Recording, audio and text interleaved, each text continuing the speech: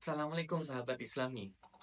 Pesantren yang ada di Indonesia itu ternyata telah ada di zaman Nabi Muhammad SAW.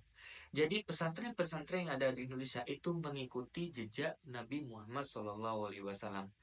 Jadi kala itu Nabi Muhammad SAW setelah hijrah dari kota Mekah ke kota Madinah, yang pertama kali Rasulullah itu lakukan adalah mencari tempat untuk didirikan Masjid Nabawi. Mungkin kalian pernah tahu kisah bagaimana Rasulullah itu mencari lokasi untuk mendirikan Masjid Nabawi. Yang mana saat Nabi Muhammad SAW ini hijrah dari Mekah ke Madinah menunggangi unta. Nah, unta tersebut yang oleh Rasulullah disuruh mencari tempat yang cocok untuk didirikan Masjid Nabawi itu. Karena ini mukjizat dari Nabi Muhammad SAW, akhirnya unta itu bisa mengikuti perintah dari Rasulullah.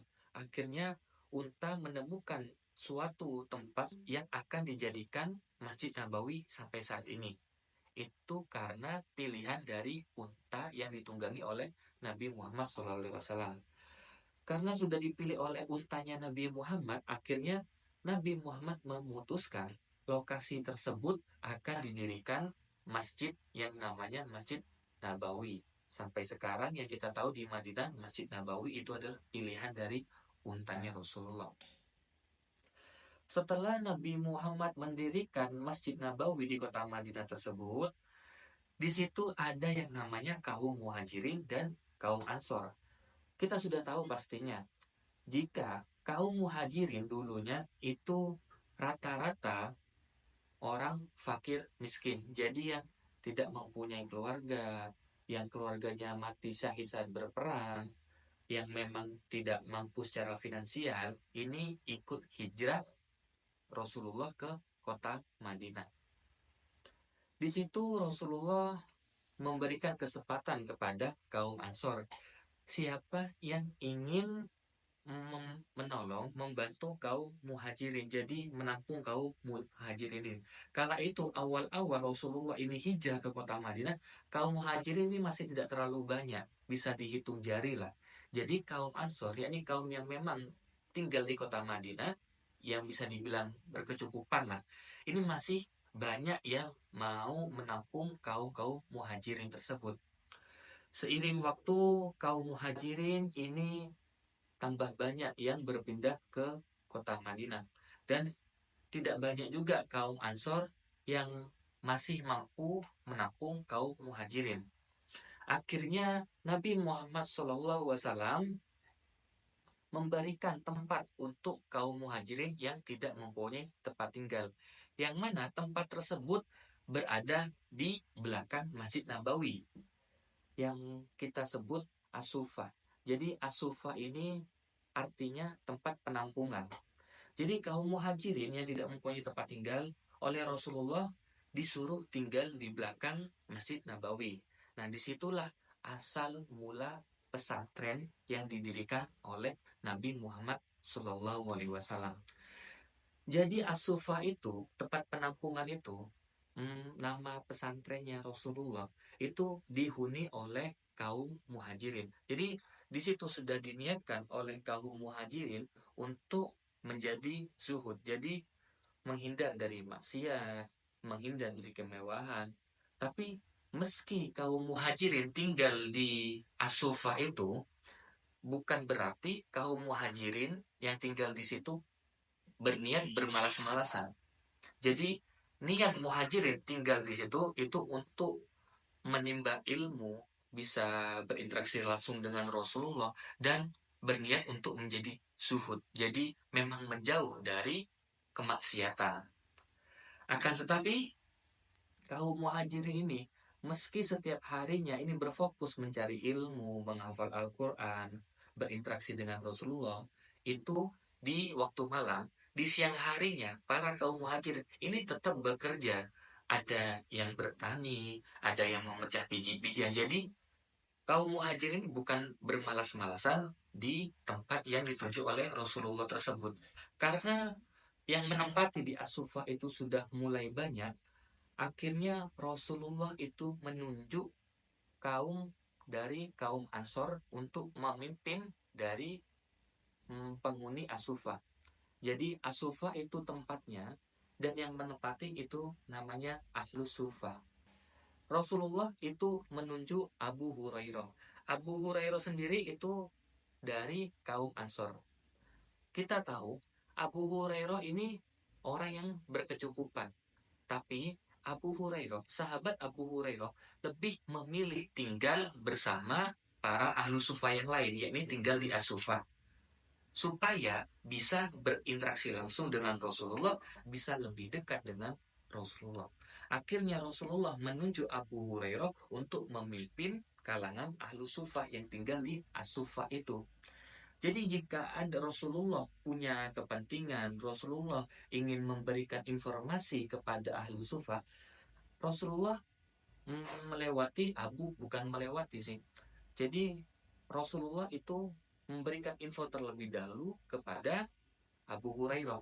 Jadi jika kita lihat di zaman sekarang, pengasuhnya lah. Jadi pengasuh yang mendirikan pondok pesantren itu memberikan informasi dulu kepada ketua pondok.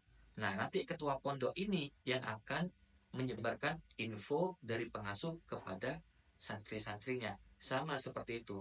Jadi bisa kita sebut Rasulullah ini pengasuhnya, Abu Hurairah ini ketua pondok pesantrennya, dan Ahlu Sufa ini santrinya Rasulullah.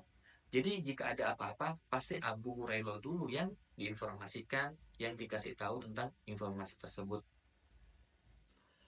Dan Rasulullah ini lebih memprioritaskan yang ada di kalangan Ahlu Sufa itu.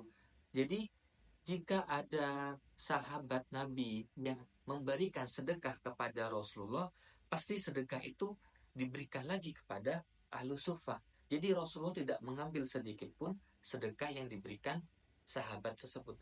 Bukan berarti Rasulullah itu menolak pemberian sahabat. Akan tetapi Rasulullah ini lebih mementingkan Ahlu Sufa daripada dirinya sendiri. Dan jika ada hadiah pemberian dari sahabat kepada Rasulullah, Rasulullah pasti akan membagi-bagi kepada ahlu sufa. Pernah kala itu para ahlu sufa ini diajak makan oleh Rasulullah di rumah istri-istri Rasulullah. Jadi istri-istri Rasulullah ini ada 9. Waktu itu pernah diajak makan bersama istri-istri Rasulullah di rumahnya masing-masing. Begitu cintanya Rasulullah kepada para ahlu sufa itu. Karena ahlu sufa itu sudah dididik oleh Rasulullah untuk menjadi penghafal Al-Quran, banyak dari kalangan ahlu sufa itu yang menjadi tokoh pemuka-pemuka agama. Akan tetapi, meski ahlu sufah ini ditugaskan untuk menimba ilmu oleh Rasulullah, ahlu sufah ini tetap ikut perang, meski tidak diwajibkan oleh Rasulullah. Banyak juga dari ahlu sufah ini yang ikut perang Badar, perang Uhud, perang Tabuk, yang mati syahid. Itu juga ada beberapa, meski tidak diwajibkan.